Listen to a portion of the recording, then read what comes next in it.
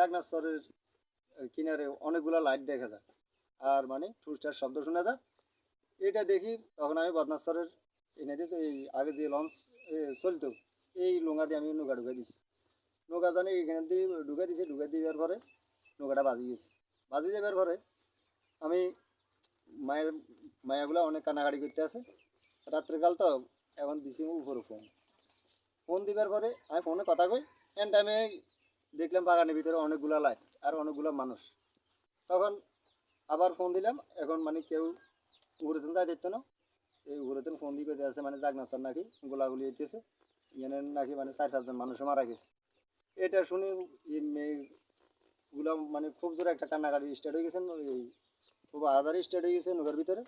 আমি মানে হতাশার ভিতরে হয়ে গেছি, কিরে কী জায়গার মাঝে আটকে গেলাম। এখন লাইট দেখলে এগুলো মানে হর্নে সিকিউরিটি দিয়ে মানে আধা করে ধরে। এখন পুরো ফোন দিয়ে আঙুল একান্ন গালে আমি খুব বিপদে আছি। এখন এই ডাকাতের ভয়ে এই মানে টুরিস্ট আসে ভয়ে দেশের তেন একান্ন মানে যাইতে পারে না, আর আমার একে মানে হেন উদ্ধার করতে পারে না। তখন নিরুভয়ে আমি দিলাম ত্রিপল লাইনে ফোন। ফোন দিবার পরে এই কত 20 মিনিটের ভিতরে 20 মিনিটের ভিতরে মানে নৌ পুলিশ, ওই নঞ্জিরা থেকে নৌ পুলিশ জাঙ্গো সামনে হাজির। এই সারা রাত এই নৌ পুলিশ আঙ্গো পাশে মানে এই শীতের ভিতরে এই ঠান্ডা বাতাস।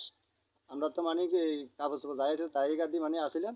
ওনারা এই এই পোশাক গায়ে রাখি একটা মানে 8টা থেকে প্রায় এই ফজর আজান পর্যন্ত মানে আঙ্গুল্লাহ মানে খুব একটা মানে কষ্ট করছে।